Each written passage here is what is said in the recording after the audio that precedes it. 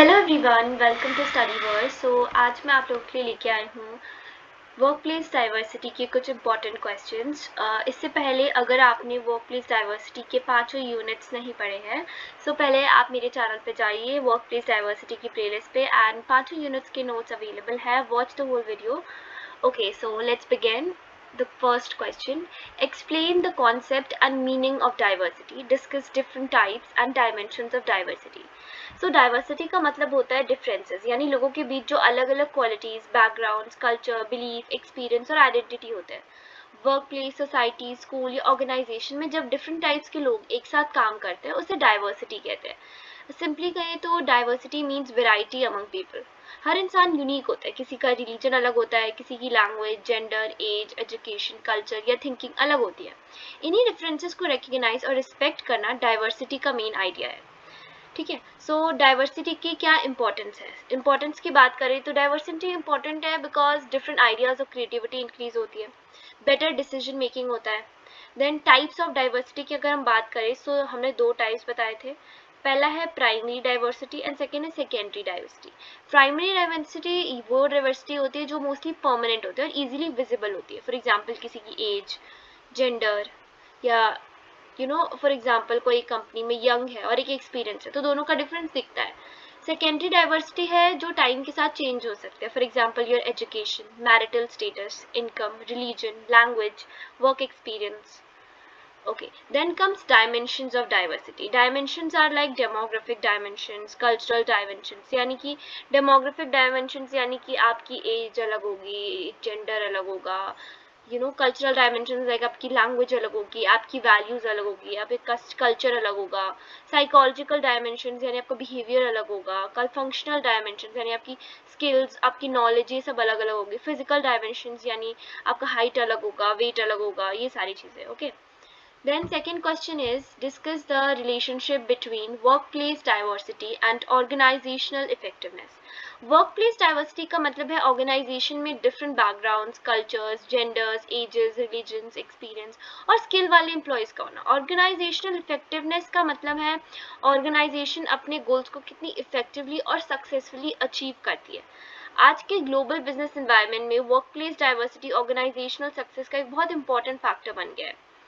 Workplace diversity directly organisational effectiveness को affect करती है। अगर डाइवर्सिटी को प्रॉपर मैनेज किया जाए तो ऑर्गेनाइजेशन की प्रोडक्टिविटी, क्रिएटिविटी और परफॉर्मेंस इंप्रूव होती है। फॉर एग्जाम्पल लाइक कि अगर क्रिएटिविटी बढ़ेगी, इनोवेशन बढ़ेगी, तो ऑब्वियसली हमारे ऑर्गेनाइजेशन की इफेक्टिवनेस भी बढ़ेगी, राइट। डिफरेंट बैकग्राउंड और एक्सपीरियंस वाले एम्प्लॉयज नए आइडिया और पर्सपेक्टिव लेके आते हैं। Then diverse team multiple view points provide करते हैं जिससे डिसीजन ज़्यादा इफेक्टिव बनते हैं। इंक्लूसिव वर्कप्लेस एम्प्लॉयज को रिस्पेक्टेड और वैल्यूड फील कराता है। डाइवर्सिटी फ्रेंडली ऑर्गेनाइजेशंस की पब्लिक इमेज स्ट्रांग होती है। ग्लोबल ऑर्गेनाइजेशंस को डिफरेंट कल्चर्स और कस्टमर प्रेफरेंसेस समझाने के लिए डाइवर्स वर्कफोर्स बहुत ज़रूरी होती है। इंक्लूसिव इन्वायरमेंट एम्प्लॉयज़ को कंफर्टेबल फील कराता है जिसकी वजह से कि एम्प्लॉय रिटेंशन इंप्रूव होगा, वर्क इन्वायरमेंट पॉजिटिव बना रहेगा, right. Third question is explain the meaning and significance of diversity and inclusion at workplace. यानी कि आज के मॉडर्न ऑर्गेनाइजेशन में डाइवर्सिटी एंड इंक्लूजन बहुत इंपॉर्टेंट कॉन्सेप्ट्स बन गए। ग्लोबलाइजेशन और चेंजिंग वर्कफोर्स की वजह से कंपनीज डिफरेंट बैकग्राउंड्स के एम्प्लॉयज़ को हायर कर रही है और इंक्लूसिव एनवायरनमेंट क्रिएट करने पर फोकस कर रही है। डाइवर्सिटी का मतलब है वर्कप्लेस में डिफरेंट टाइप्स के लोगों का होना, राइट। और इंक्लूजन का मतलब है कि हर एम्प्लॉय को इक्वल रिस्पेक्ट, अपॉर्चुनिटी और पार्टिसिपेशन देना, चाहे उनका बैकग्राउंड कुछ भी हो। एक तरह से इन दोनों का बहुत क्लोज रिलेशनशिप है, राइट। इनके सिग्निफिकेंस ये होगा कि अगर डिफरेंट बैकग्राउंड के एम्प्लॉयज नए आइडियाज पर्सपेक्टिव लाएंगे, क्या होगा, it will improve creativity and innovation. अगर diverse teams different view points provide करती है तो बेटर डिसीजन मेकिंग होगी। अगर इंक्लूसिव एनवायरनमेंट एम्प्लॉयज को रिस्पेक्टेड फील कराता है तो एम्प्लॉय सेटिस्फैक्शन बढ़ेगा। जब एम्प्लॉयज कंफर्टेबल और वैल्यूड फील करते हैं तो वो ज़्यादा इफेक्टिवली वर्क करते हैं जिस वजह से प्रोडक्टिविटी इन्हांस होगी। देन इंक्लूजन इक्वालिटी और फेयरनेस को प्रमोट करना है जिस वजह से डिस्क्रिमिनेशन और कॉन्फ्लिक्ट कम हो गए। देन आज के एम्प्लॉयज इंक्लूसिव ऑर्गेनाइजेशन में वर्क करना प्रेफर करते हैं जिस वजह से ये organisation will attract talent, right. ये सारे हैं main significance. Then fourth question is explain team diversity and its advantages and disadvantages. इससे पहले टीम डाइवर्सिटी का मतलब है कि एक टीम में different backgrounds, culture, gender, ages, skills और एक्सपीरियंसेस और थिंकिंग स्टाइल वाले मेंबर्स का होना। जब एक टीम में अलग अलग टाइप्स के लोग मिलकर काम करते हैं तो उसे टीम डाइवर्सिटी कहते हैं।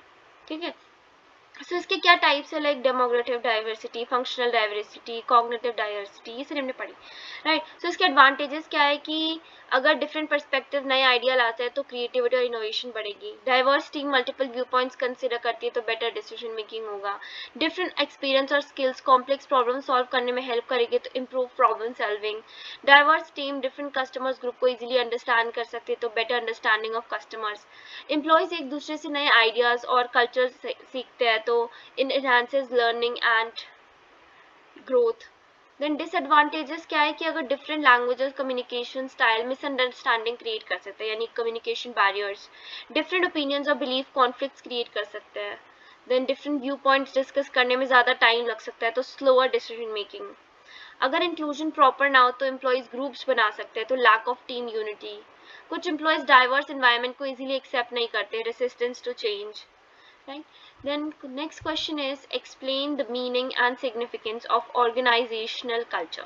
हर organization का अपना एक environment, working style और value system होता है, right? So इसी unique environment को organizational culture कहते हैं। Organizational culture employees के behavior, communication और work performance को influence करता है। Simply बोले तो organizational culture is the personality of an organization। ठीक है, तो इसके क्या फीचर्स हैं, लाइक इसके क्या सिग्निफिकेंस है। एम्प्लॉयज कॉमन बिलीव्स और प्रिंसिपल्स फॉलो करते हैं, राइट। कल्चरल ऑर्गेनाइजेशन को एक यूनिक आइडेंटिटी देता है, एम्प्लॉयज फील करते हैं कि वो एक कॉमन सिस्टम का पार्ट है। Culture proper behaviour standard set करता है। पॉजिटिव वर्क कल्चर को वैल्यूड और रिस्पेक्टेड फील कराता है। स्ट्रॉन्ग कल्चर टीम वर्क और कोऑपरेशन को एनकरेज करता है। कल्चर एम्प्लॉयज को ऑर्गेनाइजेशन के मिशन और ऑब्जेक्टिव्स के अकॉर्डिंग वर्क करने में हेल्प करता है। Okay, next question is discuss the complexity and challenges in global organisations. Global organisations वो कंपनी होते हैं जो मल्टीपल कंपनीज में ऑपरेट करती है। डिफरेंट कंट्रीज, कल्चर, लैंग्वेजेस और बिजनेस इन्वायरमेंट्स में काम करने की वजह से इन ऑर्गेनाइजेशन को काफ़ी कॉम्प्लेक्सिटीज और चैलेंजेस फेस करने पड़ते हैं, राइट। सो क्या चैलेंजेस फेस करने पड़ते हैं, लाइक कल्चरल डिफरेंसेस होते हैं, डिफरेंट कंट्रीज के एम्प्लॉयज के वैल्यू, बिलीफ और वर्किंग स्टाइल ये सब अलग अलग होता है। देन लैंग्वेज डिफरेंस और कम्युनिकेशन स्टाइल ग्लोबल ऑर्गेनाइजेशन के लिए एक मेजर चैलेंज होता है। देन ग्लोबल ऑर्गेनाइजेशंस में एम्प्लॉय डिफरेंट बैकग्राउंड से आते हैं। हर कंट्री के लेबर लॉ, टैक्स सिस्टम और बिजनेस रेगुलेशंस डिफरेंट होती हैं। International team different time zones में वर्क करते हैं। ग्लोबल बिजनेस एनवायरनमेंट पॉलिटिकल और इकोनॉमिक चेंजेस से भी इफेक्ट होता है। So all these are the challenges. Next is explain diversity management and various approaches to diversity management. डाइवर्सिटी मैनेजमेंट का मतलब है वर्क प्लेस में different background, culture, genders, ages, groups, इन सबको इक्वल अपॉर्चुनिटीज प्रोवाइड करना, राइट। सो इसके क्या मेन इम्पोर्टेंस है, दैट इज कि एम्प्लॉयज़ को परफॉर्मेंस इम्प्रूव करने को मिलती है, वो इनोवेशन इनकरेज करता है, वर्क प्लेस कॉन्फ्लिक्ट कम रहता है, ऑर्गेनाइजेशनल रेपुटेशन बढ़ती है, एक ग्लोबल बिजनेस सपोर्ट मिलता है। सो क्या अप्रोचेस है, पहली अप्रोच है कलर ब्लाइंड अप्रोच। इस अप्रोच में ऑर्गेनाइजेशन सब एम्प्लॉयज़ को सेम ट्रीट करती है without focusing on the differences, like इसमें main idea is the everyone is equal treatment, right. Then एक होती है मल्टी कल्चरल अप्रोच। इस अप्रोच में एम्प्लॉयज़ के कल्चरल डिफरेंसेस को रिकग्नाइज और वैल्यू किया जाता है। इसका मतलब होता है कि डिफरेंसेस को रिस्पेक्ट करना और उन्हें सेलिब्रेट करना, right. Then third is all inclusive multiculturalism. ये मॉडर्न अप्रोच है जिसमें डाइवर्सिटी और इंक्लूजन दोनों पर फोकस होता है, like every employee should be included in value, like सबका इक्वल पार्टिसिपेशन होना चाहिए, हर आइडेंटिटी की एक रिस्पेक्ट होनी चाहिए, right. Then comes next question, explain CSR initiatives and flexible work programs for managing diversity। यानी कि मॉडर्न ऑर्गेनाइजेशन वर्कप्लेस को इफेक्टिवली मैनेज करने के लिए डिफरेंट स्ट्रैटेजीज यूज करती है, like CSR initiative, flexible workplace. So ये वो प्रोग्राम्स है। CSR का मतलब होता है कॉर्पोरेट सोशल रिस्पॉन्सिबिलिटी। CSR का मतलब बेसिकली है कि ऑर्गेनाइजेशन में सोशल, एथिकल और एनवायरमेंटल रिस्पॉन्सिबिलिटी बने रहे, राइट। सो इसके मेन इनिशिएटिव्स है कि इक्वल एम्प्लॉयमेंट अपॉर्चुनिटी मिले, लाइक कंपनी के सभी एम्प्लॉयज़ को इक्वल हायरिंग और प्रमोशन अपॉर्चुनिटी दे, कोई जेंडर इक्वालिटी को प्रमोट करना। Then diversity, like organisation anti discrimination और इंक्लूजन पॉलिसीज इंप्लीमेंट करे। देन CSR एक्टिविटीज़ के through organisation diversity training conduct करे।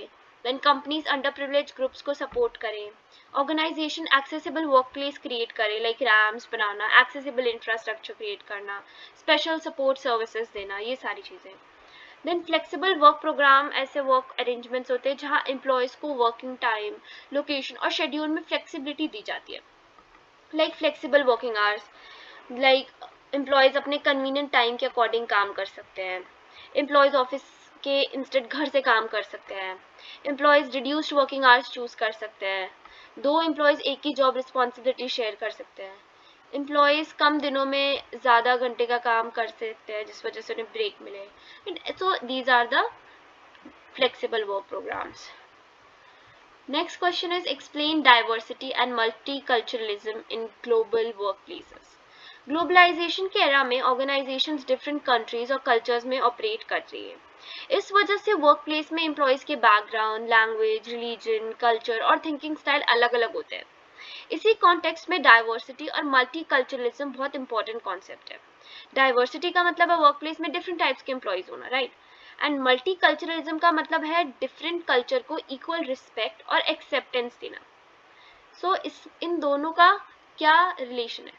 ये दोनों एक तरह से क्रिएटिविटी और इनोवेशन इंक्रीज करते हैं, लाइक डिफरेंट पर्सपेक्टिव, नए आइडियाज जनरेट करते हैं। Diverse team multiple view points consider करती है, जैसे कि बेटर डिसीजन मेकिंग हो। डिफरेंट कल्चर्स के एम्प्लॉयज इंटरनेशनल कस्टमर्स को बेटर अंडरस्टैंड करते हैं, तो it improve global market understanding. Inclusive organisation talented employees attract करती है, तो it enhances organisational reputation. Employees different culture और आइडियाज के बारे में लर्न कर सकते हैं, तो it promote learning and personal growth.